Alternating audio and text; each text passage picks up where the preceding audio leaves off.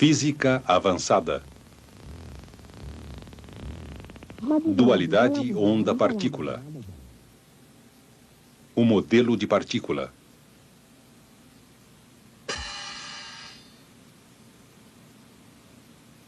No início, disse Deus, haja luz. E houve luz. O que exatamente? O que é luz? Como ela difere das trevas? Cientistas gregos acreditavam que o próprio olho fosse a fonte de luz.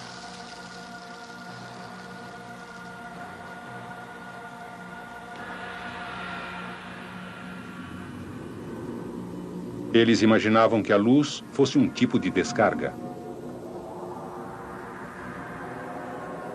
E que essas descargas de luz eram emitidas pelos olhos.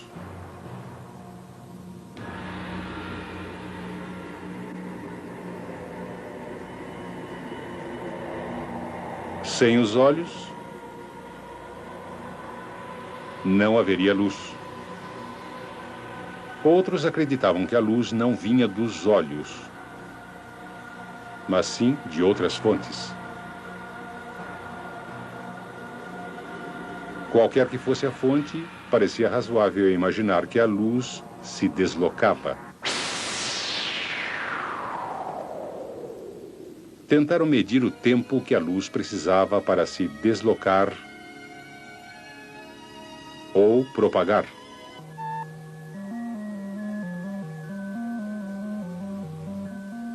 Mas os cientistas não conseguiram observar a propagação da luz.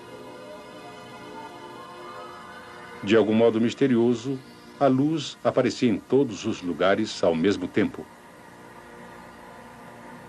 E isto permaneceu além da compreensão humana até a invenção do telescópio. No final do século XVII, Olaf Römer estudou a luz de Júpiter em vários pontos da órbita da Terra. Suas observações somente podiam ser explicadas supondo que a luz se deslocava atravessando a órbita da Terra em cerca de 16 minutos. Essa é uma distância de mais de 300 milhões de quilômetros. Pelo menos nesse caso, havia uma prova da enorme velocidade da luz. Os cientistas vinham há tempo pesquisando o mundo familiar à sua volta, procurando modelos para ajudar a explicar a propagação da luz. Pouco depois das observações de Römer, o respeitado cientista Sir Isaac Newton emprestou sua fama ao modelo de partícula da luz. O modelo de partícula foi o primeiro a explicar diversos comportamentos importantes da luz. Raciocinando cuidadosamente, Newton teceu algumas hipóteses sobre coisas que não conseguia observar. Ele sabia que sempre que um fluxo de partículas cruza com o outro, ocorrem colisões. Essas colisões fazem as partículas se desviar no cruzamento. Mas não existe prova de que quando dois raios de luz se cruzam, as partículas de luz colidem e se espalham. Newton então supôs que as partículas de luz eram incrivelmente pequenas demais para chegar a colidir. Newton também apresentou uma hipótese sobre o movimento de partículas. Ele tinha observado que partículas em movimento eram atraídas pela gravidade e seguiam uma trajetória curva.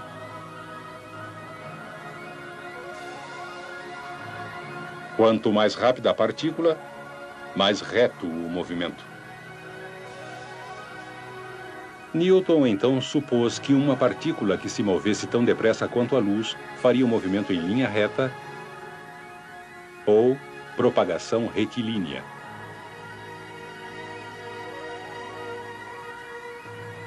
Essa hipótese sobre partículas concorda com experiências sobre luz e sombra. Essas experiências mostram que a luz tende a se mover em linha reta.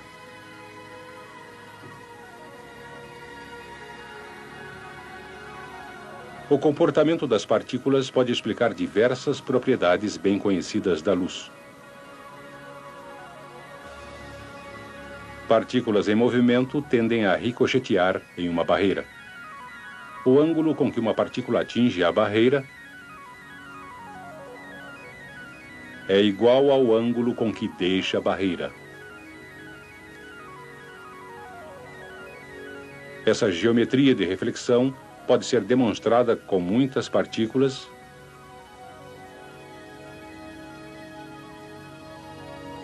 e muitos ângulos.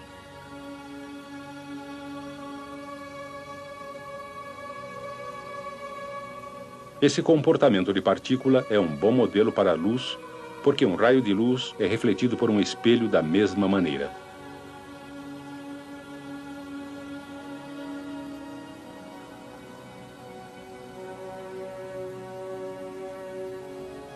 Outro comportamento da luz é a refração.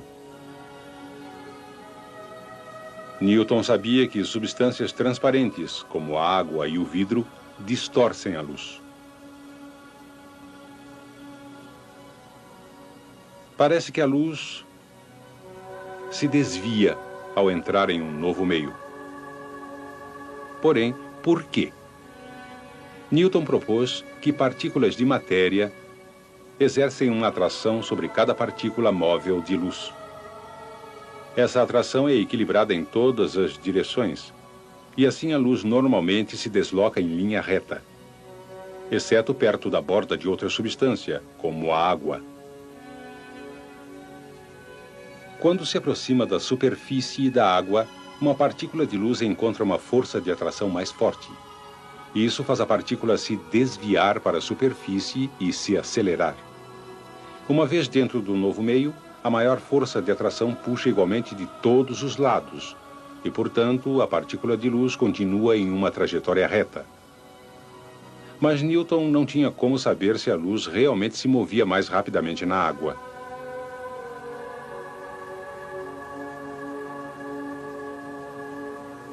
Era mais uma hipótese necessária para seu modelo de partícula.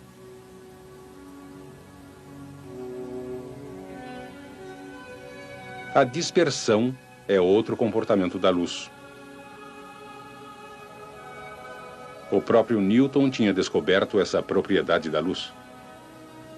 Ele passou luz através de uma fenda para produzir um feixe estreito. Interrompeu o feixe com um prisma. O prisma dividiu a luz branca em bandas de cor. Para explicar esse comportamento, Newton sugeriu que um feixe de luz era uma mistura de partículas de tamanhos diferentes. A superfície do vidro as atrai e as desvia de acordo com seu tamanho. Assim, o prisma separa a luz em raios de partículas do mesmo tamanho. Vemos estes raios como cores diferentes.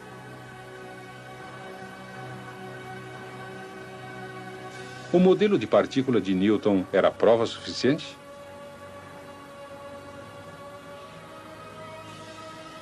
Até Newton foi cauteloso a esse respeito. Mas sua reputação foi suficiente para convencer a comunidade científica.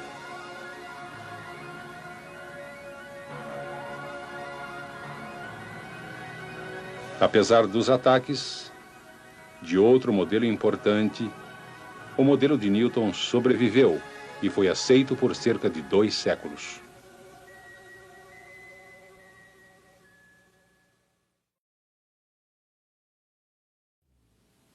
O modelo de onda.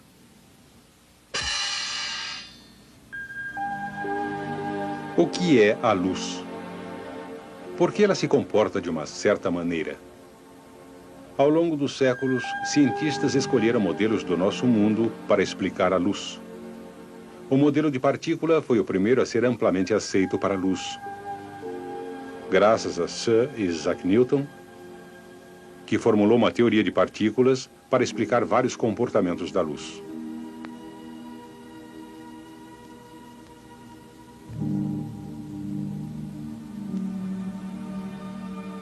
Mas alguns cientistas preferiam outro modelo para a luz: a onda. Ondas são um distúrbio que se move e que transmite energia de um lugar para outro. No século XVII, todas as ondas conhecidas exigiam um meio como a água.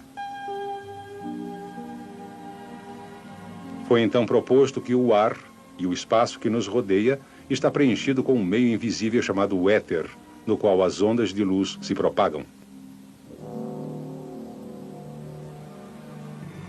Mais ou menos na época em que Newton estava desenvolvendo sua teoria da partícula, outro cientista, Christian Huygens, propôs o modelo de onda detalhado da luz.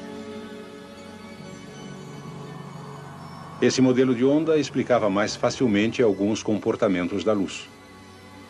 A difração, por exemplo.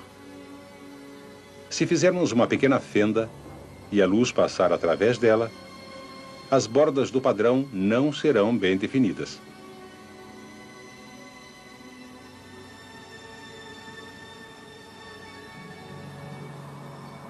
Huygens comparou esse comportamento à difração de ondas de água. Se ondas forem interrompidas por uma barreira e existir uma abertura, somente parte de cada frente de onda se propaga através da barreira. Quando a onda passa pela abertura, ela se desvia para ambos os lados. Huygens propôs que a luz se desvia nas bordas de uma fenda da mesma maneira. E isso produz uma borda pouco definida, criada pelas bandas de linhas escuras e claras. Huygens usou ondas para explicar vários outros comportamentos da luz, incluindo a reflexão geométrica. Quando um espelho reflete um raio de luz, o ângulo de incidência é sempre igual ao ângulo de reflexão. Ondas de água se comportam da mesma maneira. Embora seu comportamento possa parecer confuso.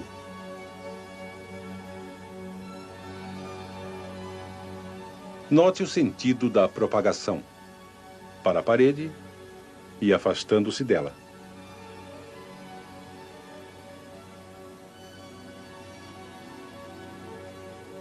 O ângulo de incidência é igual ao ângulo de reflexão.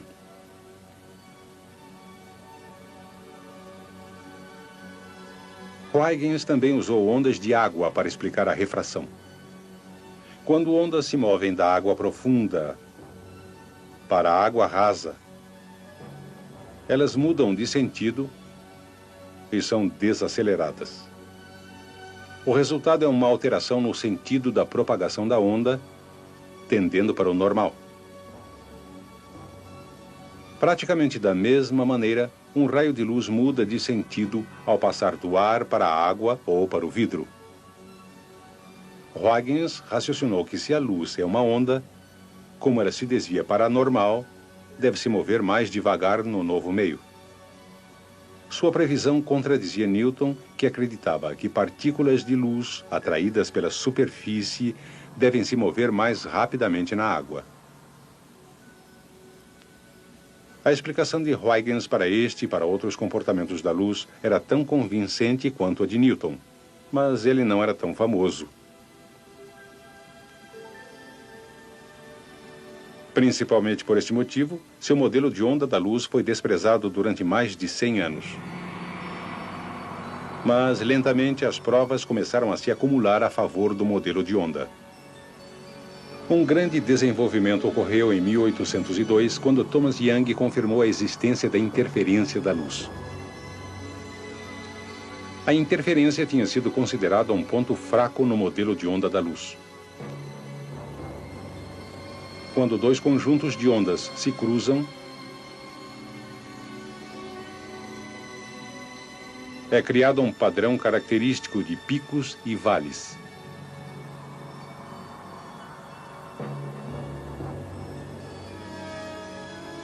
Críticos do modelo de onda disseram que essa interferência não pode ser vista quando dois raios de luz se cruzam.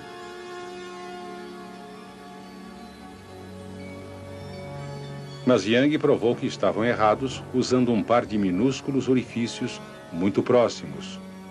Sua experiência também funciona com duas fendas muito estreitas, mais fácil de visualizar. Se a luz passar através dessas fendas e for projetada em uma tela, podemos ver um padrão de linhas claras e escuras.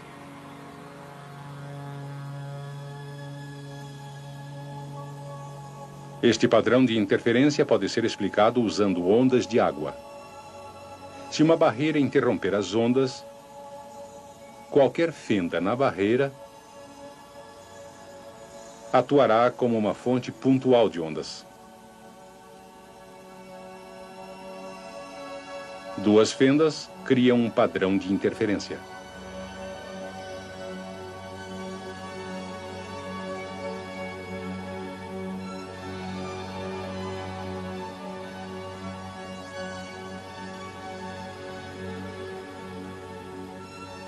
Os picos de ondas que se cruzam migram para fora ao longo de linhas fixas.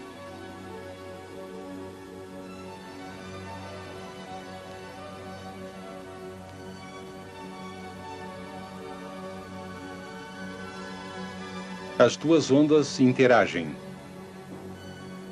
em cada interseção de picos. Elas se reforçam para aumentar a amplitude da onda. Chamamos isso de interferência construtiva. Também existe interferência construtiva quando dois vales se encontram.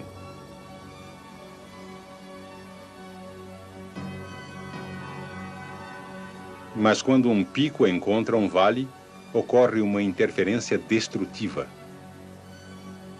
As ondas se cancelam e criam um ponto morto no padrão da onda.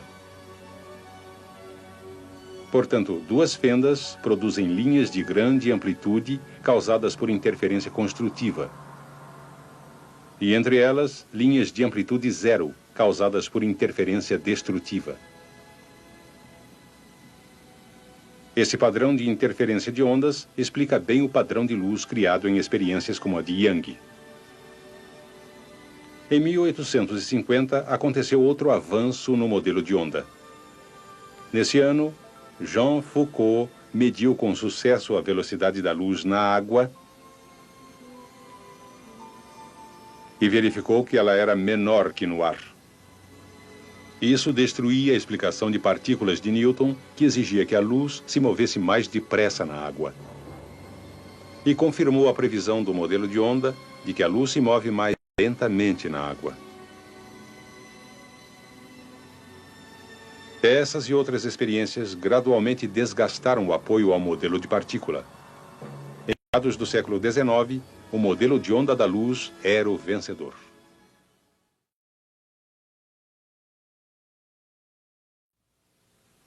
O modelo eletromagnético.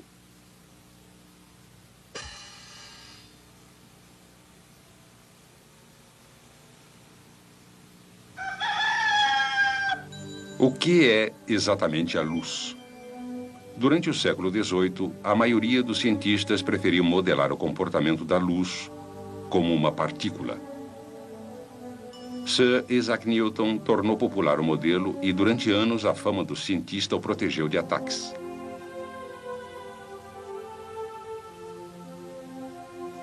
Mas no início do século XIX, o modelo de partícula tinha sido abandonado e substituído pelo modelo de onda do comportamento da luz, que havia sido proposto inicialmente por Christian Huygens havia muito tempo.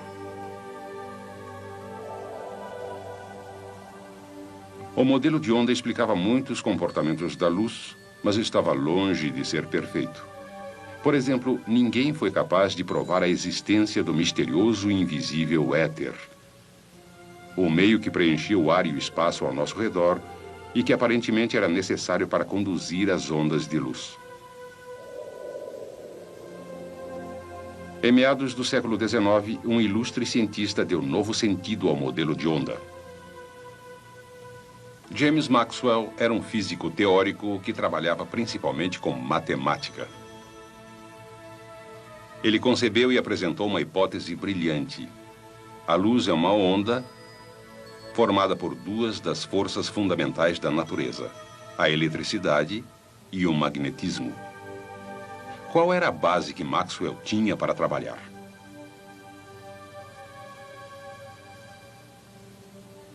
Sabia-se que, quando a eletricidade passa por um fio, cria um campo magnético ao seu redor.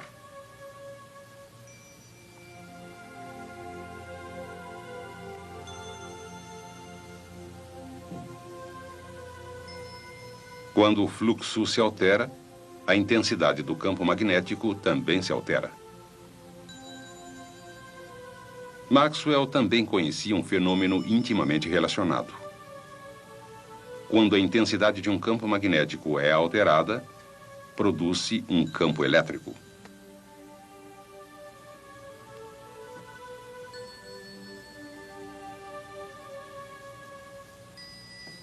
Será que uma única partícula, levando uma carga elétrica, poderia ter campos similares associados? Maxwell apresentou a teoria de que, quando uma única partícula carregada se move, ela cria um campo magnético. Se a sua velocidade se alterar, a intensidade do campo magnético também se alterará.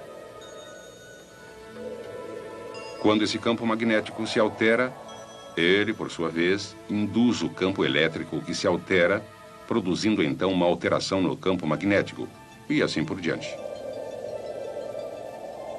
Maxwell usou um modelo matemático para apresentar uma das hipóteses mais importantes da história da física.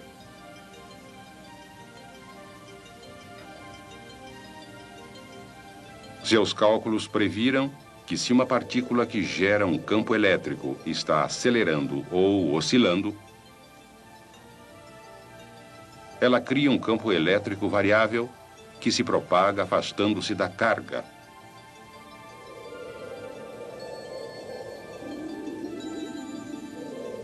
E sua intensidade se altera na forma de uma onda. Perpendicular a esse campo elétrico variável, existe um campo magnético variável, também se propagando como uma onda.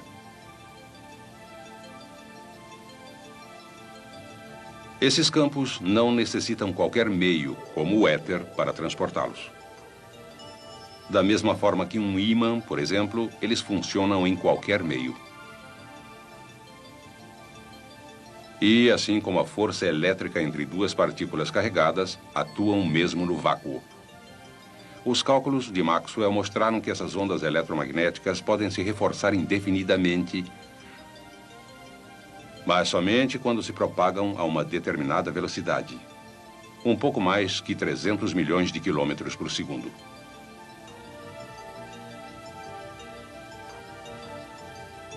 E essa é exatamente a velocidade que os cientistas tinham calculado para a luz.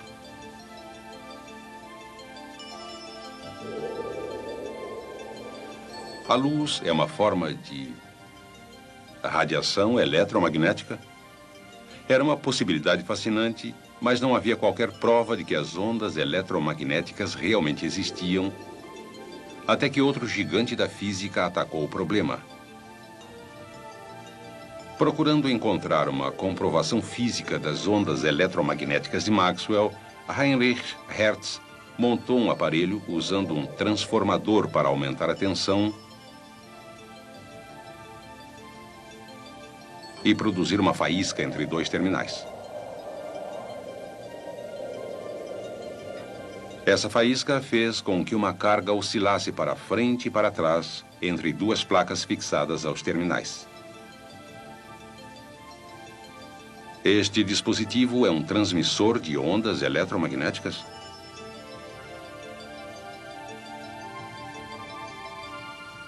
Se for, como detectar as ondas? Hertz tentou muitos dispositivos, incluindo uma única espira de arame com um pequeno interstício. Colocou essa antena perto de seu transmissor e pôde observar minúsculas faíscas saltando no interstício da antena. Uma prova clara de que a espira tinha absorvido parte da energia emitida pelo transmissor. Esse trabalho confirmou a previsão de Maxwell de que ondas eletromagnéticas resultam de cargas aceleradas. A partir daí, os cientistas descobriram uma variedade infinita de ondas eletromagnéticas. Como todas elas se deslocam à velocidade constante da luz, podem ser identificadas pelo comprimento de uma única onda completa ou pelo número de ondas que passam por um certo ponto em um segundo, expresso em ciclos por segundo, ou hertz. Atualmente, chamamos os comprimentos de onda que Hertz usou em suas experiências de ondas de rádio. As ondas de rádio têm comprimento variando de muitos quilômetros até alguns centímetros. Mais curtas que as ondas de rádio são as micro-ondas, chegando a comprimentos de onda de alguns milímetros. Ainda mais curtas são ondas de infravermelho. Nós as sentimos como calor radiante. A radiação eletromagnética que realmente vemos, a luz visível, é uma faixa extremamente estreita de comprimentos de onda com largura de somente 2 vezes 10 a menos 7.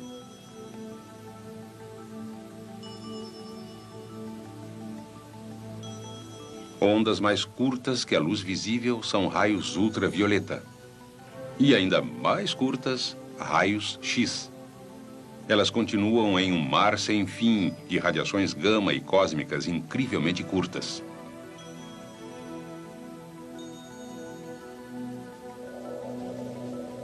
Neste século, descobrimos ou criamos transmissores para produzir uma grande variedade dessas radiações. A própria luz é transmitida de cargas aceleradas no interior de átomos. O modelo de onda eletromagnética de Maxwell foi tão útil que, durante cerca de um século, pareceu ser a explicação final do comportamento da luz.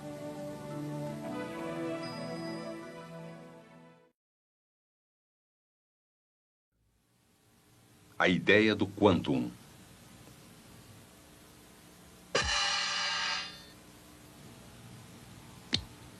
O que é a luz? Como ela difere das trevas? No final do século XVIII, sabia-se que a luz era uma forma de energia transmitida ou irradiada, emitida de um grupo de átomos e frequentemente absorvida por outro. Os cientistas desenvolveram um modelo útil dessa radiação, a onda eletromagnética. A luz se comporta como uma onda elétrica, interagindo com uma onda magnética, propagando-se através do espaço a mais de 300 mil quilômetros por segundo. Esse modelo de onda explica a maior parte, mas não todos, os comportamentos da luz e de outras formas de energia radiante. No início do século XX, um físico alemão estudou um desses comportamentos inexplicáveis.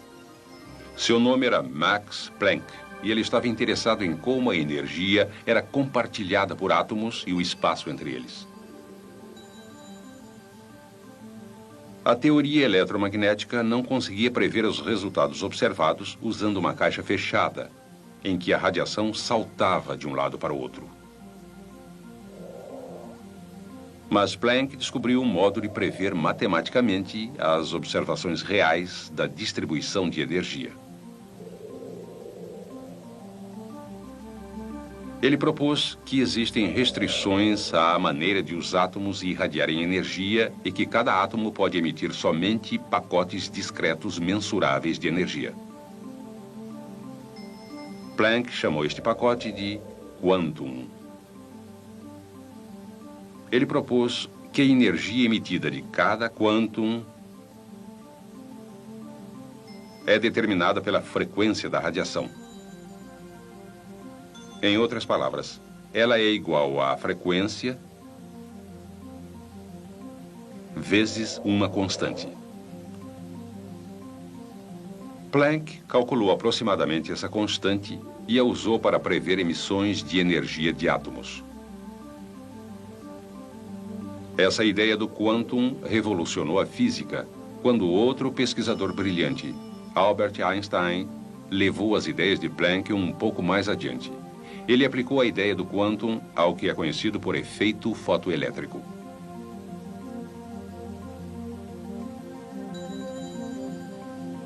Esse efeito pode ser estudado colocando duas placas metálicas em um vácuo e conectando a uma bateria que induz uma carga elétrica em cada placa. Se a carga carregada negativamente for revestida com potássio, em seguida iluminada com luz azul, elétrons são emitidos da placa negativa e atraídos pela placa positiva. Mas, se for usada luz vermelha, não ocorre movimento de elétrons. Antes de Einstein, os cientistas tentaram explicar e prever essa relação entre luz e corrente elétrica usando o modelo de onda eletromagnética. Sua hipótese: energia é transmitida aos elétrons quando ondas eletromagnéticas atingem átomos. Alguns dos elétrons escapam dos átomos. Como a luz vermelha não causa a emissão de elétrons, somente é necessário aumentar a intensidade da luz vermelha para transferir mais energia a elétrons e produzir emissão. Essa é a hipótese. Na verdade, isso não acontece, mesmo que a luz vermelha seja muito forte. Mas qualquer radiação com uma frequência igual ou maior que a luz azul causa emissão, mesmo se a luz for fraca. E mais, o modelo de onda prevê que a essas frequências, uma luz mais intensa transferirá uma energia adicional aos elétrons. Na verdade, isso não acontece. Uma intensidade maior simplesmente faz com que se movimentem mais elétrons.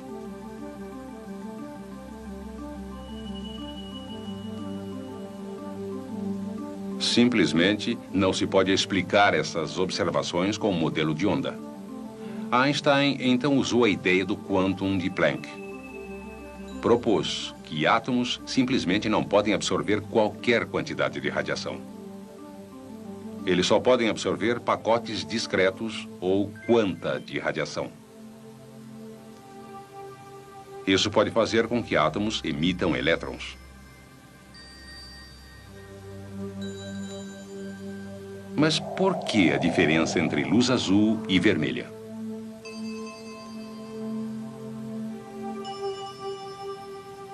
Planck já tinha proposto que, para a energia emitida, a energia de um fóton é proporcional à frequência. Assim, uma frequência maior significa mais energia.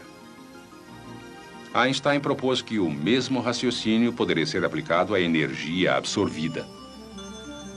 Uma luz vermelha atingindo um eletrodo revestido de potássio não produz emissão, porque os fótons individuais de luz vermelha não têm energia suficiente para liberar um elétron de um átomo de potássio.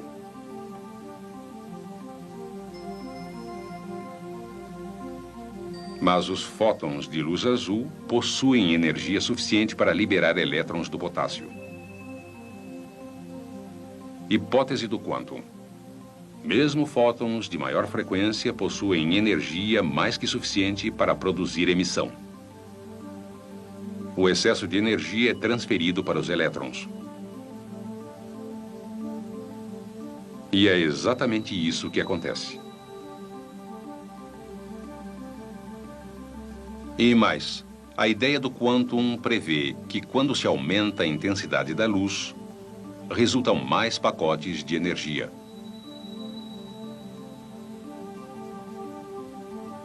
Mais pacotes significam que mais átomos podem absorver energia e liberar mais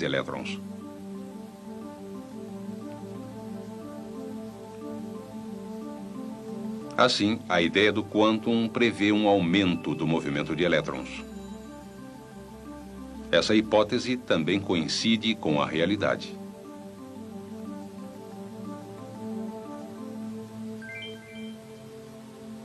Assim, temos provas de que a energia do átomo de Planck é emitida em um quantum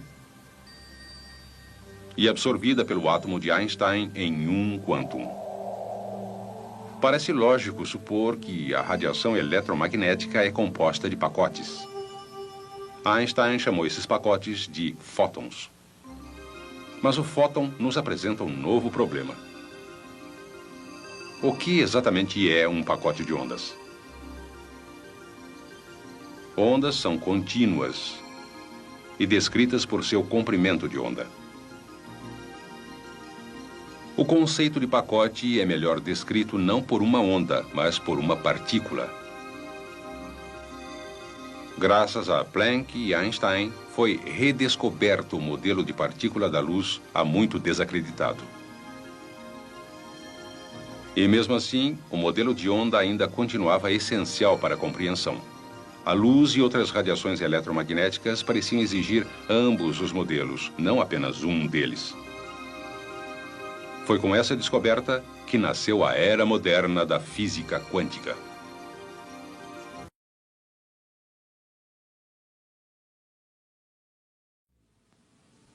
Fótons.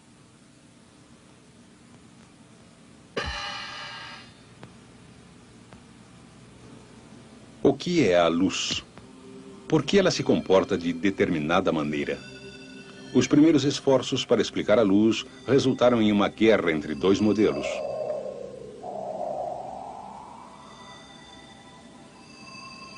O modelo de partícula de Sir Isaac Newton contra o modelo de onda de Christian Huygens. Com o passar do tempo, as provas se acumularam a favor do modelo de onda.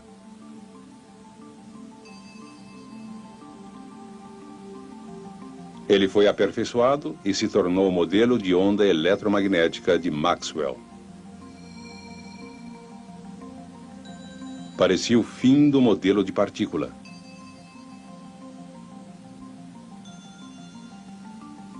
E então, para surpresa de toda a comunidade científica, Max Planck e Albert Einstein, com seu modelo do quantum, deram vida nova ao modelo de partícula.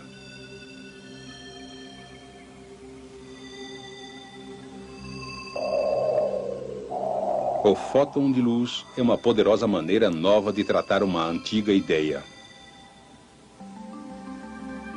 Ele ajuda a explicar comportamentos da luz previstos há muito tempo, como pressão.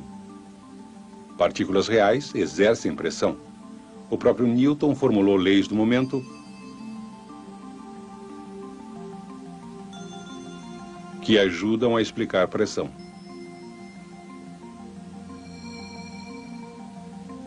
O produto de uma massa pela sua velocidade é conhecido por momento.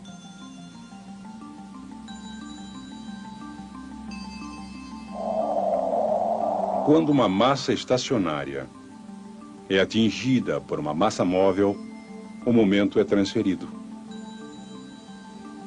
Se somarmos o momento de duas massas antes da colisão e depois, a soma dos vetores momento após a colisão é sempre igual à soma dos vetores antes da colisão. Em 1923, o cientista Arthur Compton mostrou que fótons também parecem ter momento.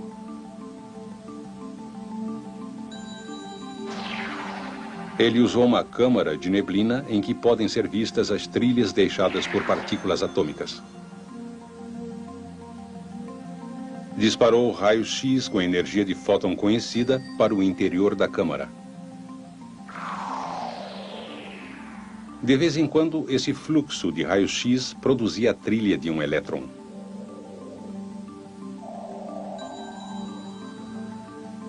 Ao mesmo tempo, Compton descobriu que os raios-x tinham sido defletidos de um ângulo. A energia dos fótons desses raios-x se reduziu.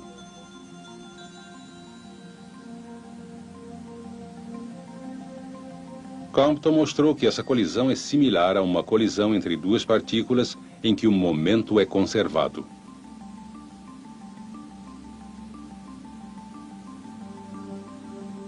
Da energia do fóton, calculou que se um fóton tem momento, quando ele interage com um elétron,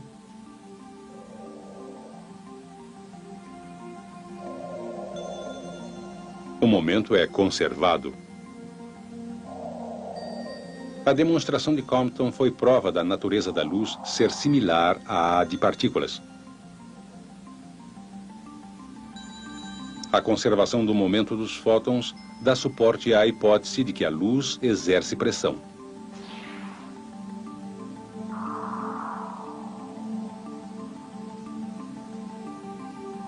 Na verdade, podemos ver os resultados dessa pressão no céu.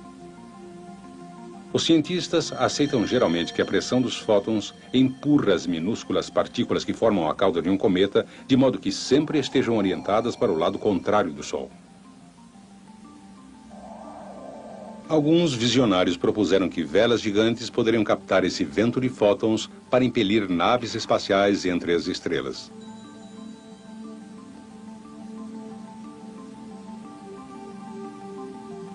Mas e quanto aos outros comportamentos da luz? Os cientistas usam a partícula fóton para explicar todos eles? Padrões de interferência, por exemplo. O modelo de onda explica bem de que maneira a interferência construtiva produz linhas mais brilhantes para criar padrões de interferência de luz distintos.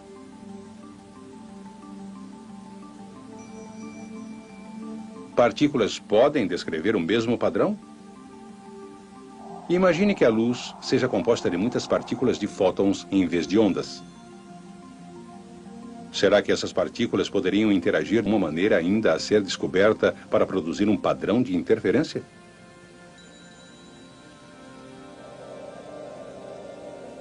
Geoffrey Taylor encontrou uma ótima resposta para essa pergunta. Montou uma experiência usando papel fotográfico para registrar padrões de interferência. Esse papel sensível à luz gradualmente registra um padrão, mesmo se a luz for fraca. Taylor repetiu a experiência, reduzindo o nível de luz que entrava nas fendas até que foram necessários meses para produzir o padrão.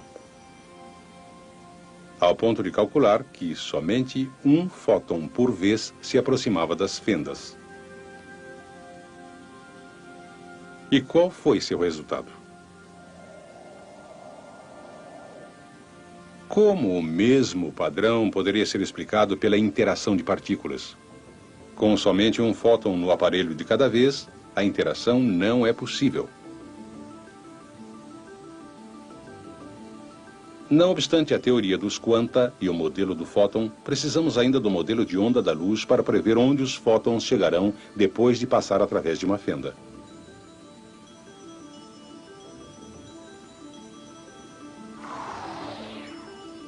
Taylor demonstrou que o modelo de partícula não pode fornecer todas as respostas. O modelo de onda ainda é uma ferramenta essencial para descrever o comportamento da luz.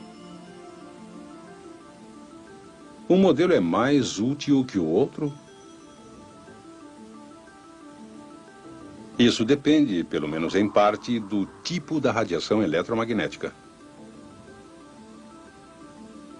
Algumas formas de radiação eletromagnética são mais semelhantes a ondas.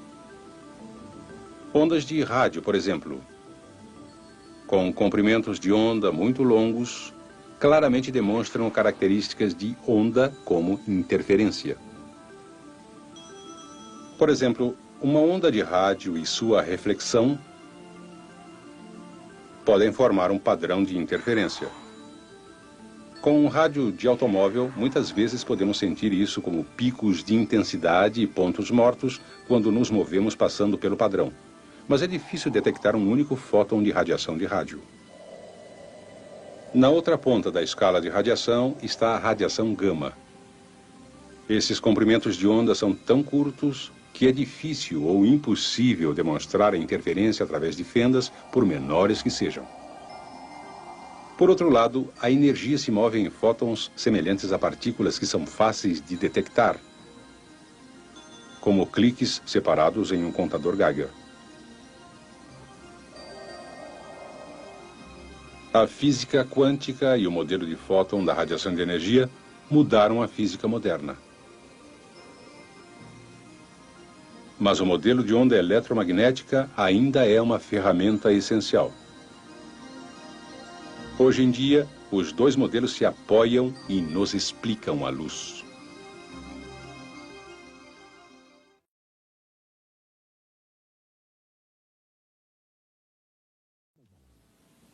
Ondas de matéria.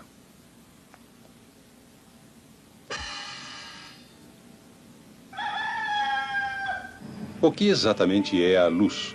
Atualmente, os cientistas precisam de dois modelos para explicar a luz e outras formas de radiação eletromagnética: ondas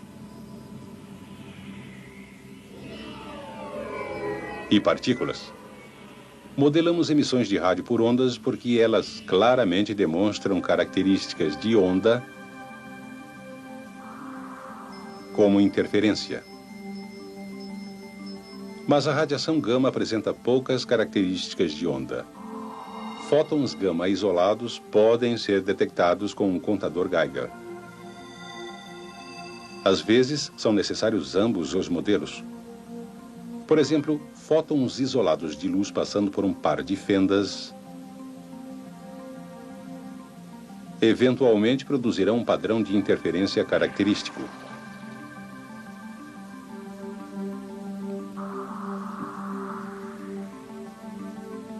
Mas qual é o percurso de cada fóton isolado? É grande a probabilidade de um único fóton atingir uma dessas linhas claras.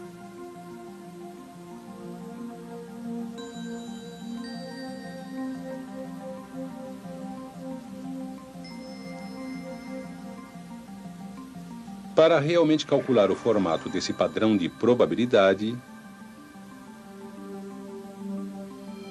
devemos usar o comprimento de onda da radiação.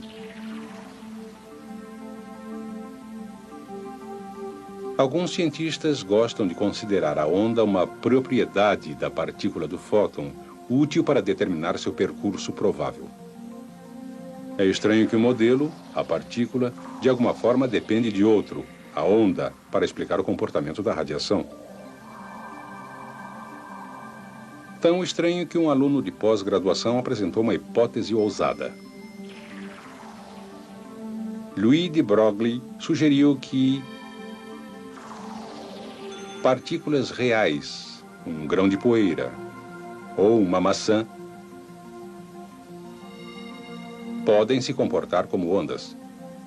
As implicações da ideia de Broglie parecem ridículas.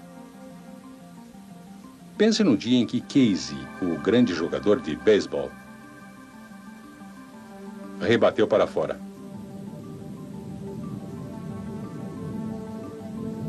Mas será que Casey rebateu mesmo para fora? Ou foi de Broglie? Partículas reais, mesmo quando muito pequenas, às vezes colidem. Se o bastão e a bola forem semelhantes a partículas, serão capazes de se ligar. Mas ondas podem passar diretamente uma pela outra. Se a bola e o bastão forem semelhantes a ondas, também poderão ser capazes de passar diretamente um pelo outro.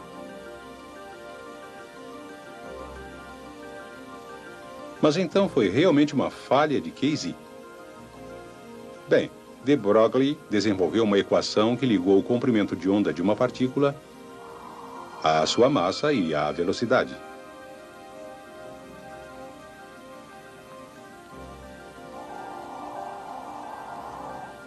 Esse comprimento de onda de Broglie pode ser usado para determinar se o comportamento de um objeto será similar ao de uma partícula ou similar ao de uma onda. Vamos examinar as implicações. Considere o bastão um obstáculo e a bola uma onda que se aproxima. Experiências com ondas mostram que se o comprimento de onda for muito maior que o obstáculo, as ondas são difratadas facilmente ao seu redor.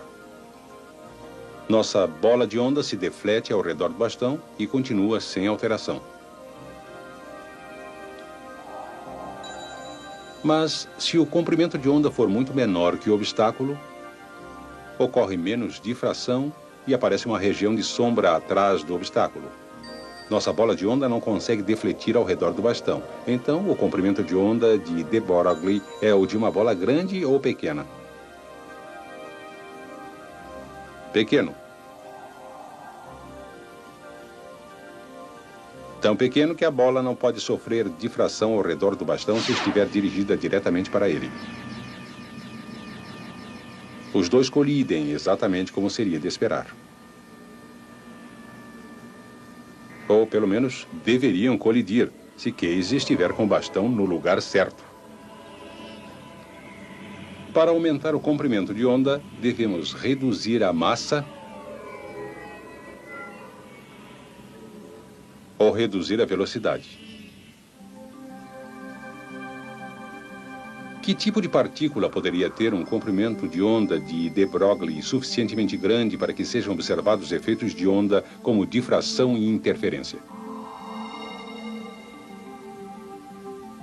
Vamos considerar uma das menores partículas, um elétron. Quanto poderia ser seu comprimento de onda de de Broglie se sua massa for 9,1 vezes 10 a menos 34 kg?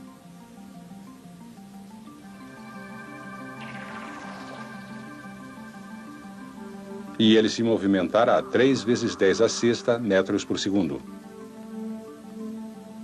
Embora esse comprimento de onda pareça pequeno, não é menor do que um de raio-x.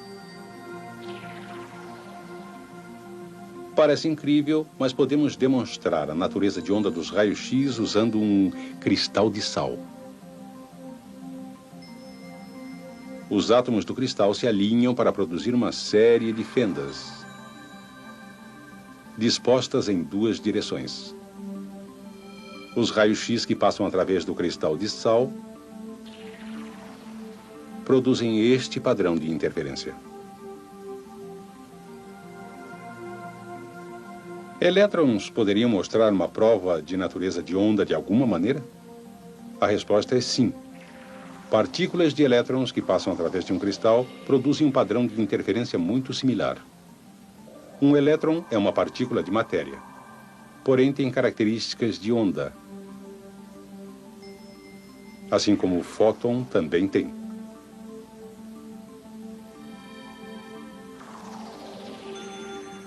Então, existe alguma diferença entre uma partícula de elétron e um fóton de raio-x? Existem diversas diferenças importantes. Uma das mais óbvias é a velocidade. Para ter um comprimento de onda de de Broglie similar ao de um fóton de raio-x, o elétron deve se mover cerca de 3,6 vezes a sexta metros por segundo. Por outro lado, no vácuo, a velocidade de um fóton de raio-x é quase 100 vezes maior. 3 vezes 10 à oitava metros por segundo.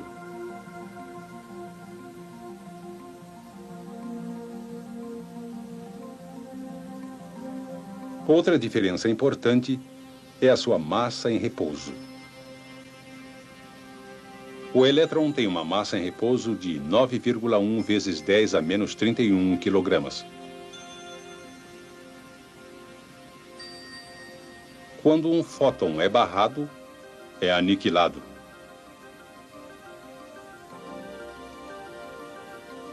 A luz é como uma partícula, mas não é uma partícula. Embora de Broglie tenha demonstrado que as partículas e as ondas são relacionadas, quando passamos para a radiação eletromagnética, os modelos continuam sendo só isso: modelos.